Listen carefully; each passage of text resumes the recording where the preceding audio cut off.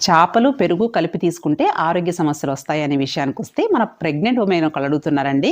Madam fish తీసుకున్నప్పుడు పాలు కానీ, పెరుగు కానీ తీసుకుంటే ఏమన్నా ఇబ్బంది అవుతుందా అని చెప్పి. యాక్చువల్‌గా తరతరాలుగా మనం అందరం అనుకునేది ఏంటి అంటే పెరుగు, చేపలు కలిపి తీసుకుంటే ఆరోగ్యానికి మంచిది కాదు. డైజెషన్ సరిగ్గా ఉండదు. ఫుడ్ పాయిజనింగ్ అవుతుంది. అండ్ స్కిన్ ప్రాబ్లమ్స్ లైక్ బొల్లి మచ్చలు వస్తాయని చెప్పి చాలామంది అనుకుంటూ ఉంటారు. చాలామంది తినరు కూడా.